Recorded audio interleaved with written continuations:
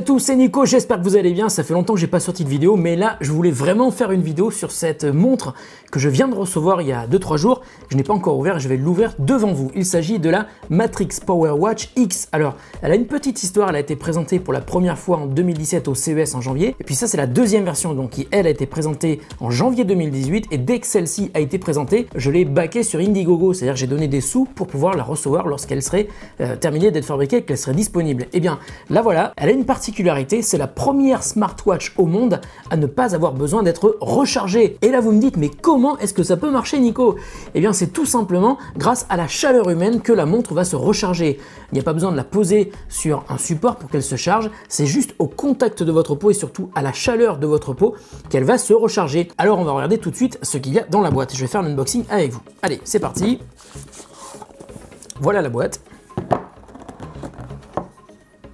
Wow, elle est assez énorme, je ne sais pas si vous la voyez. Le problème des smartwatches évidemment, c'est qu'une smartwatch ça ne dure pas éternellement et il faut très souvent la recharger. Ça serait donc une nouvelle génération de smartwatch qui elle n'a pas besoin d'être rechargée. Donc waouh, première impression, elle est assez énorme. Elle est assez jolie mais elle fait quand même assez massive. Tiens, on va la comparer avec mes autres smartwatches. Donc celle qui lui ressemble le plus, j'ai l'impression que c'est la Moto 360 Sport. Regardez, il y a quand même une sacrée différence. La Moto 360 Sport est beaucoup plus fine. Même si on la compare à la Withings Steel HR Sport, c'est quand même pas du tout le même gabarit. La montre Matrix Power Watch X est vraiment beaucoup plus grosse. D'ailleurs, on le voit bien quand on les met dos à dos, c'est pas du tout le même gabarit. On va aussi la comparer avec l'Apple Watch, tout simplement, parce que c'est celle que je porte tous les jours, alors que j'ai quelqu'un qui est en train de m'appeler. On va répondre. Allô? Oui. Ça va? Pourquoi tu rigoles? Parce que je suis en train de faire un tournage là. Et alors, un truc comique que tu fais? Pas du tout, mais tu seras dans le tournage vu que j'ai la montre à la main et que j'ai décroché, que j'étais en train de montrer la montre. Tu dis bonjour? Bonjour. Voilà. Ce qui est cool avec l'Apple Watch, c'est que même si vous n'avez pas le téléphone, vous pouvez répondre avec. C'est assez sympa. C'était pas prévu évidemment. Voilà. Alors comparer l'Apple Watch avec la Matrix Power Watch X, évidemment ça n'a rien à voir. Elle n'est pas aussi classe, elle n'est pas aussi petite, elle n'est pas aussi fine. Cette Matrix Power Watch est assez massive. On dirait même une grosse Casio, je sais pas si vous voyez les G-Shock là ou autre. Bon alors ça, je sais que c'est pas une base de recharge évidemment, parce que la base de recharge, elle est là. Ah si, c'est une base de recharge en fait. Elle doit aussi pouvoir se charger avec une base de recharge. Donc évidemment, il y a un système d'induction ici et ça permet de la charger. J'ai vu qu'il y avait un petit bouquin, je sais pas si vous voyez là, il y a un truc qui est quand même super intéressant de noter.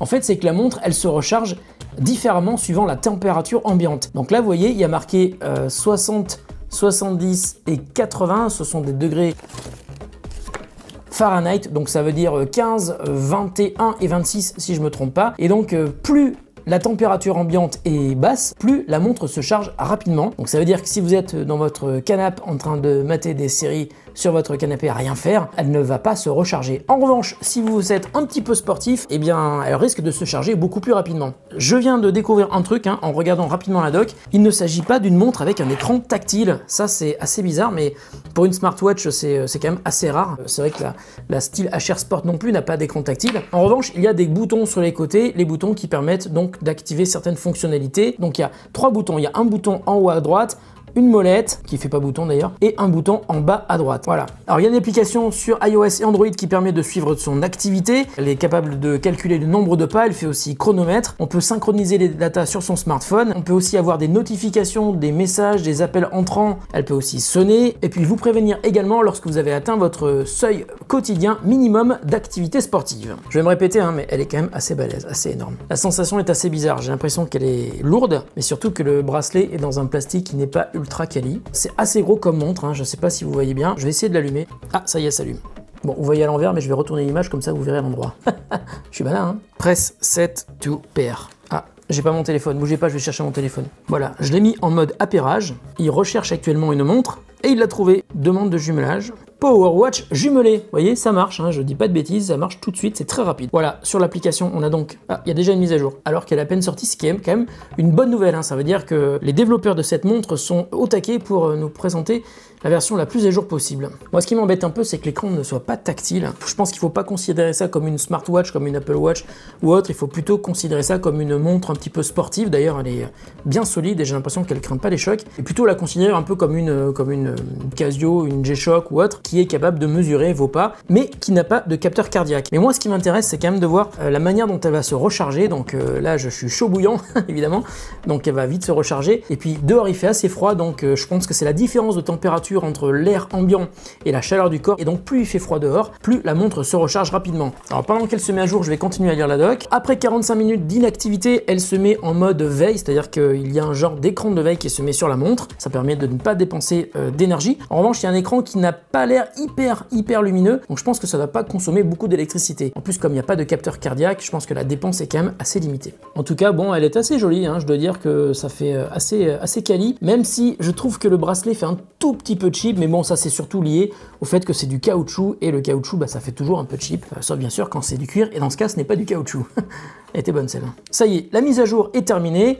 La montre est totalement fonctionnelle. Je vais retourner l'image si vous la voyez à l'envers, comme ça vous la verrez à l'endroit. Distance, sommeil, distance, sommeil. Il n'y a pas beaucoup d'options, c'est distance ou sommeil en fait. Et puis quand j'appuie sur le bouton en bas à droite, je sais pas ce que ça fait. Mode de courir. Mode de courir, donc c'est pas forcément hyper bien traduit pour l'instant. Voilà, je viens de lancer le chronomètre, elle est en train de calculer ma distance de course en fait, et ça va être à 0 vu que je suis toujours au bureau. Ça fait un petit peu ce que font les montres Casio à 10 balles, sauf que là, elle ne se recharge pas. Je sais pas si c'est vraiment une bonne idée cette montre qui coûte quand même assez cher, hein, 280 €. Je ne sais pas si elle fait grand chose de plus. Elle fait aussi montre connectée, donc avec votre smartphone pour envoyer des notifications, vous notifier des appels, mais aussi calculer votre course, mais elle n'a pas de GPS évidemment, ni de capteur cardiaque. Voilà.